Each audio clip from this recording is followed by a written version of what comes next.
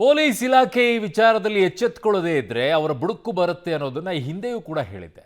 ಈಗ ನೋಡಿ, ನೇರವಾಗಿ ಬೆಂಗಳೂರು ಕಮಿಷನರ್ ಅವ್ರ ಬುಡುಕೆ ಬಂದಿದೆ. ಏನದು? Cyber crime. So Bengaluru police commissioner ಅನ್ನು ಕೂಡ ಸೈಬರ್ ವಂಚಕರು ಬಿಟ್ಟಿಲ್ಲ. ದಯಾನಂದ್ ಅವರ ಹೆಸರಿನಲ್ಲಿ ಫೇಸ್ಬುಕ್ನಲ್ಲಿ ಫೇಕ್ ಅಕೌಂಟ್ ಅನ್ನು ಕ್ರಿಯೇಟ್ ಮಾಡಿದ್ದಾರೆ. ಜನಸಾಮಾನ್ಯರಿಗೆ ರಿಕ್ವೆಸ್ಟ್ ಕಳಿಸ್ತಾ ಇದ್ದಾರೆ. ಹಿಂದಿ ಭಾಷೆಯಲ್ಲಿ ಅಕೌಂಟ್ ಅನ್ನು ಓಪನ್ ಮಾಡಿದ್ದಾರೆ. ರಿಕ್ವೆಸ್ಟ್ ಅನ್ನು ಅಕ್ಸೆಪ್ಟ್ ಮಾಡಿದರೆ ಪಂಗನಾಮ ಗ್ಯಾರಂಟಿ. ಅದರಲ್ಲಿ ಯಾವ ರೀತಿಯಾದಂತಹ ಅಪ್ಗ್ರೇಡ್ ಆಗಿದ್ದಾರೆ. ಆದರೆ ನಮ್ಮ ಪೊಲೀಸರು ಈ ವಿಚಾರದಲ್ಲಿ ಅಪ್ಗ್ರೇಡ್ ಆಗಿದ್ದಾರಾ? ಇಂಥದ್ರಲ್ಲಿ ಸೈಬರಲ್ಲಿ ತರಬೇತಿಯನ್ನು ಹೊಂದಿದಂಥವರನ್ನು ಅಪಾಯಿಂಟ್ ಮಾಡ್ಕೊಳ್ತಾರಾ? ಇಲ್ಲ. ನಾನು ಅದನ್ನೇ ಪದೇ ಪದೇ ಹೇಳೋದು ಪೊಲೀಸ್ ಡಿಪಾರ್ಟ್ಮೆಂಟಲ್ಲಿ ಇರೋರಿಗೆ.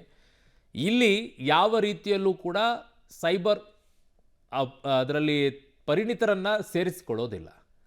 ಯಾರು ಪೊಲೀಸ್ ಡಿಪಾರ್ಟ್ಮೆಂಟಲ್ಲಿ ಕಾನ್ಸ್ಟೇಬಲ್ ಆಗಿ ಸೇರಿಕೊಳ್ತಾರೋ ಅವರಿಗೇನೆ 1-2 ತಿಂಗಳು 3 ತಿಂಗಳು ಒಂದಿಷ್ಟು ಕಂಪ್ಯೂಟರಲ್ಲಿ ಒಂದಿಷ್ಟು ಬೇಸಿಕ್ ಆಗಿ ತಿಳ್ಕೊಂಡಿದ್ರೆ ಅವ್ರನ್ನ ಕೂರಿಸ್ತಾರೆ, ಅವ್ರಿಗೆ ಹೇಳಿಕೊಡ್ತಾರೆ.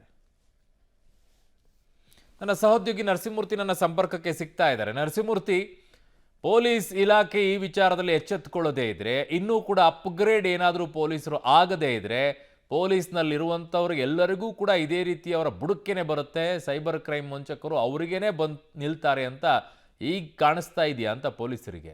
ಅರುಣ್, ಬೆಂಗಳೂರು ನಗರದಲ್ಲಿ ಯಾವುದಾದ್ರೂ ಕ್ರೈಮ್ಗಳು ಹೆಚ್ಚಾಗ್ತಿದ್ದಾವೆ, ಯಾವ ಆ್ಯಂಗಲ್ಗಳಲ್ಲಿ ಹೆಚ್ಚಾಗ್ತಿದ್ದಾವೆ ಅಂತೇಳಿ ನೋಡಿದಂತಹ ಸಂದರ್ಭದಲ್ಲಿ ಅದರಲ್ಲಿ ಈ ಸೈಬರ್ ಅಪರಾಧಗಳದ್ದೇ ಸಿಂಹಪಾಲು.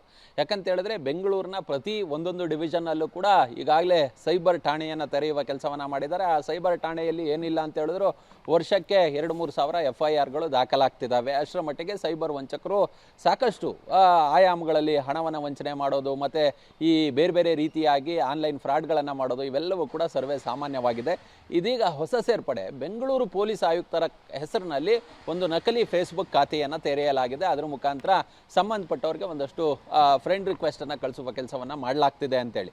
ಅಂದರೆ ಪೊಲೀಸ್ ಆಯುಕ್ತರು ಅವರು ಅಂತೇಳಿ ಗೊತ್ತಿದ್ದು ಕೂಡ ಕೆಲವರು ಈ ರೀತಿಯಾಗಿ ಮಾಡ್ತಿದ್ದಾರಾ, ಅಥವಾ ಇಂಟೆನ್ಷನಲಿ ಹಣವನ್ನು ಪಡೆಯೋದಕ್ಕೆ, ಅಥವಾ ಇವರ ಹೆಸರಿನಲ್ಲಿ ಯಾರು ಫ್ರೆಂಡ್ ರಿಕ್ವೆಸ್ಟನ್ನು ಅಕ್ಸೆಪ್ಟ್ ಮಾಡ್ಕೊಳ್ತಾರೋ ಅಂಥವ್ರಿಗೆ ಅರ್ಜೆಂಟ್ ಹಣ ಇದೆ ಕೊಡಿ ಅಂತೇಳಿ ಒಂದಷ್ಟು ಬೇಡಿಕೆಯನ್ನು ಒಡ್ಡುವ ಕೆಲಸವನ್ನು ಮಾಡ್ತಾರೋ ಏನೋ ಗೊತ್ತಿಲ್ಲ. ಆದರೆ ಸದ್ಯ ಇದುವರೆಗೂ ಕೂಡ ಎಲ್ಲೂ ಕೂಡ ಯಾರಿಗೂ ಹಣವನ್ನು ಕೇಳಿದಂತಹ ಬಗ್ಗೆ ಮಾಹಿತಿಗಳು ಲಭ್ಯವಾಗಿಲ್ಲ. ಇದೀಗ ಈ ನಕಲಿ ಫೇಸ್ಬುಕ್ ಖಾತೆ ಏನಿದೆ ಇದರ ಮೇಲೆ ಸೈಬರ್ ಡಿಪಾರ್ಟ್ಮೆಂಟ್ನಿಂದ ಒಂದಷ್ಟು ನಿಗಾ ಇಡುವ ಕೆಲಸವನ್ನು ಕೂಡ ಮಾಡಲಾಗ್ತಿದೆ ಅನ್ನೋ ಮಾಹಿತಿಗಳು ಲಭ್ಯವಾಗ್ತಿದೆ. ಮತ್ತು ಈ ಹಿಂದೆ ಕಳೆದ 2-3 ವರ್ಷಗಳಿಂದ ಕೂಡ ಈ ಸೈಬರ್ ಅಪರಾಧಗಳ ಬಗ್ಗೆ ಒಂದಷ್ಟು ಈ ತರಬೇತಿಯನ್ನು ಕೊಟ್ಟು ಅವ್ರನ್ನ ನಿಪುಣರನ್ನಾಗಿ ಮಾಡುವ ಕೆಲಸವನ್ನು ಇಲಾಖೆ ಮಾಡ್ತಿದೆ. ಆದರೂ ಅದು ಸಾಕಾಗ್ತಿಲ್ಲ. ಯಾಕಂತ ಹೇಳಿದ್ರೆ ಸೈಬರ್ ವಂಚಕರು ಎಲ್ಲಿಂದಲೋ ಕುಳಿತು ಸಾಕಷ್ಟು ವಂಚನೆಯನ್ನು ಎಸಗ್ತಿದ್ದಾರೆ. ಅದರ ಜೊತೆಗೆ ನಮ್ಮ ಜನಗಳು ಕೂಡ ಒಂದಷ್ಟು ಇದ್ರ ಬಗ್ಗೆ ತಿಳುವಳಿಕೆ ಜ್ಞಾನವನ್ನು ಬೆಳೆಸ್ಕೊಳ್ಬೇಕು.